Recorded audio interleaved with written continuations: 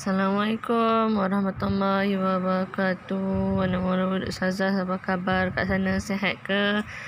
Okey, hari ni kita akan belajar fiqah tahun 3. Tajuk solat fardu.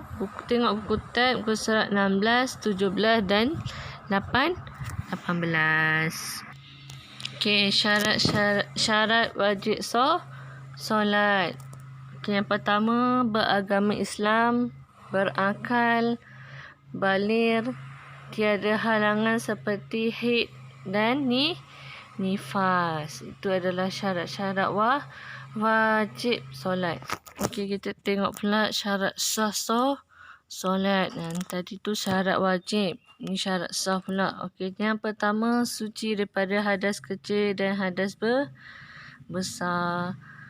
Yang kedua, suci pakaian, badan dan tempat daripada najis. Yang ketiga, menghadap kiblat. Solat mesti kena hadap kiblat. Yang keempat, masuk waktu solat. Maksudnya dah azan baru boleh solat. Okey, yang kelima, menutup aurat. Solat kena tutup aurat. Yang keempat, mengetahui kaifiat solat. Kaifiat ni apa maksudnya? Mengetahui cara-cara solat. Okey, perkara-perkara sunat dalam solat terbahagi kepada dua, iaitu sunat abad dengan sunat hayat. Okey, sunat abad ni kalau tertinggal kita kena sujud sahwi. Kalau sunat hayat tak payah sujud sahwi. Sunat abad yang pertama, duduk tahiyat awal. Yang kedua, membaca tahiyat awal. Yang ketiga, membaca selawat ke atas Nabi Muhammad SAW dalam tahiyat awal. Yang keempat, membaca selawat ke atas keluarga Nabi Muhammad SAW dalam tahiyat akhir. Yang kelima, membaca doa kunut. Yang keenam, berdiri membaca doa kunut. Sunat abad ni kalau tertinggal awak kena sujud sahwi. Okey, kejap lagi saya akan ceritakan macam mana nak sujud sahwi. Yang kita tengok cara-cara sujud sahwi yang lengkap. Niat. Maksudnya niat ni niat dalam hati lah. Jangan niat bercakap dengan mulut. Masa tu awak tengah solat kan. Niat dalam hati.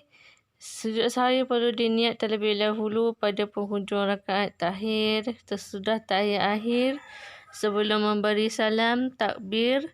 Maksudnya sebelum awak nak bagi salam tu kan, lepas tahiyat akhir tu awak takbir Allahu Akbar, lepas tu sujud sahwi. Okay, tengok bacaan sujud sahwi ialah Subhana man la yanamu wa la yashu. Okey, lepas baca tu duduk antara dua sujud. Selepas membaca lafaz tersebut, bangun daripada sujud dan duduk dalam posisi antara dua sujud sama seperti yang biasa kita lakukan dalam solat. Bacaan sama seperti duduk antara dua sujud. Lepas tu sujud lagi sekali. Sesudah itu duduk kembali dengan posisi duduk antara sujud dan lakukan sujud sahwi sekali lagi. Last kali dah habis baca sujud sahwi, awak bangun, duduk tahiyat akhir dan beri salam. Kemudian duduk dalam keadaan tahiyat akhir dan beri salam seperti biasa. Tak perlu mengulangi bacaan tahiyat akhir sekali lagi. Okey, kita tengok pula sunat hayat. Sunat hayat ni kalau awak tertinggal, tak payah sujud sahwi. Ini sunat biasa. Okey. Yang pertama, mengangkat tangan ketika takbiratul ihram. Maksudnya takbiratul ihram tu Allahu Akbar. Nombor dua, meletakkan telapak tangan kanan di atas tangan kiri, memegangnya dan meletakkannya di antara dada dan pusat. Yang ketiga, membaca doa iftitah. Kalau awak tak baca doa iftitah, solat tu adalah sah. Sebabnya baca doa iftitah adalah sunat hayat.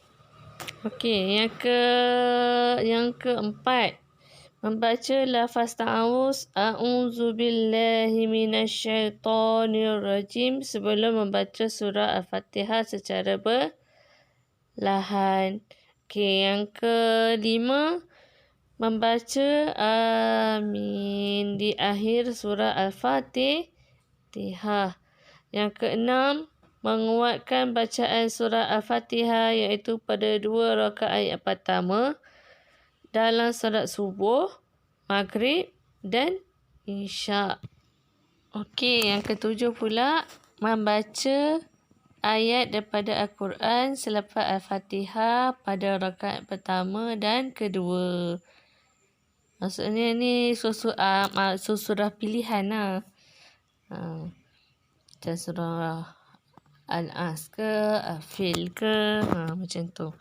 Okey, yang ke-8 menyebut takbir Allahu Akbar pada pertukaran rukun fi'li. Yang ke-9 membaca tasbih 3 kali ketika rukuk dan sujud. Yang ke-10 membaca Sami'allahu liman hamidah dan Rabbana lakal hamdu ketika bangkit daripada rukuk. Yang ke-11 membaca Rabbi firli warhamni wajburni warfa'ni warzuqni wahdini wa'afini wa'fu anni ketika duduk antara dua sujud. Okey, yang ke-12 duduk iftirash ketika tahiyat awal. Duduk iftirash, duduk tahiyat awal macam biasa tu. Itu adalah sunat. Yang ke-13 duduk tawarruk ketika tahiyat akhir. Yang ke-14 berpaling muka ke kanan dan ke kiri ketika memberi salam. Yang ke-15 memberi salam kedua. Okey, itu adalah 15 perkara sunat-sunat hayat. Maksud kalau sunat hayat macam Ustazah kata tadi, tak payah sujud tak perlu sujud sahwi. Okey, sampai sini dulu kita belajar. Okey, nanti Ustazah akan bagi kerja kat dalam GC. Kalau ada yang awak yang tak faham ke, ada yang nak tanya ke, boleh tanya dengan Ustazah Afika. Okey. Assalamualaikum.